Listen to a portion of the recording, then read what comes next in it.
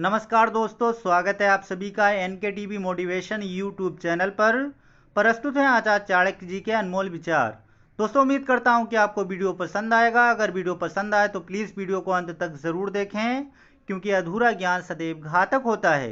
दोस्तों, चाणक्य को अपनी विद्वता के लिए जाना जाता है। आचार्य चाणक्य ने अपने निर्णय से और सूझबूझ से बड़े राजनीतिक उलटफेर किए थे। आज के दौर में जब इंसान अपने निजी जीवन में कई समस्याओं से उलझता है, तो उसे अपनी समस्याओं से बाहर निकलने के लिए उचित सलाह की ज़रूरत होती है। उस समय आचार्य चाणक्य की वो सलाह फायदेमंद सिद्ध हो सकती है, जिसका जिक्र उन्होंने अपनी चाणक्य नीति में किया है। एक श्लोक के जरिए चाणक्य ने बताया है कि एक इंसान की माँ, पिता, पत्नी और औलाद उसके जीवन पर कितना प्रभाव डालते हैं।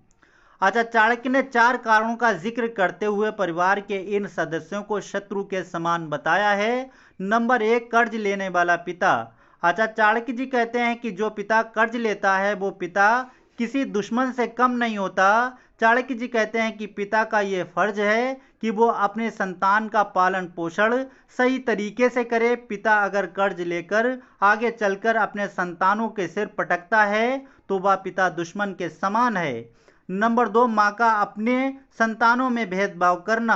आचार्य चाणक्य जी कहते हैं कि वो माँ जो अपने ही संतानों के बीच भेदभाव करे और सभी संतानों को एक समान नहीं देखे, वो बच्चों के लिए घातक साबित होती है। वहीं यदि गैर पुरुष से उसका संबंध हो तो वह अपने परिवार व संतान का भला कभी नहीं सोच सकती। नंबर 3, सुंदर दिखने वाली पत्नी। आचार्य चाणक्य जी कहते हैं कि पत्नी की अति सुंदरता भी पति के लिए समस्या का कारण बन सकती है। यदि पति कमजोर हो और पत्नी अत्यंत रूपवती हो लेकिन पति का सम्मान नहीं करे और ना ही उससे प्रेम करे, तो वो अपने पति के लिए समस्या का कारण बन सकती है। ये उसे उसके शत्रु के समान व्यवहार में बना सकता है। नंबर 4, बेवकूफ़ संतान होना। आचार्य चाणक्य जी कहते हैं कि अगर किसी इंसान की औलाद बेवकूफ़ हो तो वह उसके लिए दुश्मन के ही समान है। वह जीवन भर अपने पिता के लिए समस्याएं पैदा करेगा और माता पिता अपने संतानों के प्रति अपने कर्तव्य का पालन नहीं करे तो संतान आगे चलकर उसके लिए नुकसान ही पैदा करेंगे।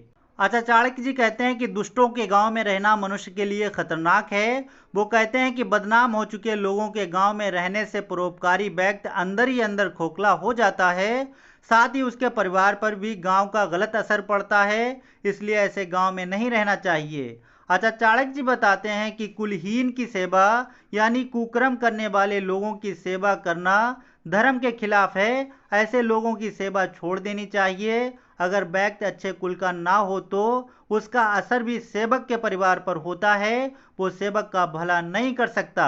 आचार्य चाणक्य जी के मुताबिक खराब भोजन व्यक्ति को नुकसान ही पहुंचाता है, इसलिए ऐसा खाना छोड़ देना चाहिए। आचार्य चाणक्य जी कहते हैं कि क्रोध मुखी चा भारिया यानी पत्नी अगर कर्कशा स्वभाव की हो या उसे बहुत गुस्सा आता हो तो वो पति और परिवार के लिए हानिकारक होती है। ऐसे में पति अंदर ही अंदर जलता रहता है और घर में हमेशा कलेश ही रहता है। आचार्य चाणक्य जी कहते हैं कि पुत्र अगर मूर्ख या बुद्धिहीन हो तो पिता और परिवार तबाह हो जाता है। ऐसा पुत्र पूरे परिवार के लिए पीड़ा का कारण बनता है। चाणक्य जी कहते हैं कि मूर्खों का त्याग कर देना चाहिए। वो न केवल आपके परिवार को बल्कि पूरे खानदान को नुकसान पहुंचा सकते हैं। आचार्य चाणक्य जी कहते हैं कि किसी भी पिता के लिए अपनी पुत्री को विधवा के रूप में देखना सबसे कष्टदायी होता है। साथ ही उस विधवा के लिए भी आगे का जीवन विकट हो जाता है, जिसमें समाज कई प्रकार के ताने देता है और परेशान करता है। विधवा पुत्री के पिता का जीवन भी कष्ट में ही बीतता है।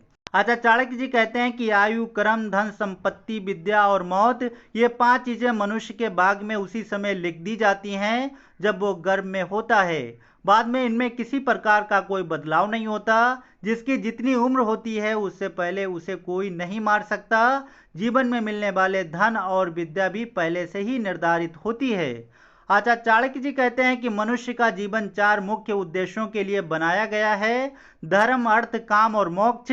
जिसे इन चारों में से एक भी चीज नहीं मिल पाती उसका जन्म केवल मरने के लिए ही हुआ है। ऐसे लोगों का जीवन व्यर्थ है। आचार्य चाणक्य जी के अनुसार मनुष्य को धर्म के मार्ग पर चलकर संपत्ति प्राप्त करनी चाहिए और उसका उपभोग करना चाहिए।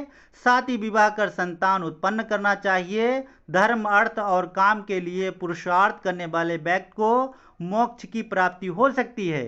तो दोस्तों आज के लिए बस इतना ही। उम्मीद करता हूं कि आपको वीडियो पसंद आया होगा। अगर वीडियो पसंद आया तो प्लीज़ वीडियो को लाइक कर दें, चैनल को सब्सक्राइब कर लें ताकि आने वाले वीडियोज का नोटिफिकेशन सबसे पहले आप तक पहुंच सके, क्योंकि मैं आपके लिए ऐसे वीडियो लाता रहता हूं। और अब हम मिलते हैं अपने नेक्स्ट वीडियो में। तब तक के लिए जय हिंद और आप देखते रहिए NK TV motivation YouTube channel.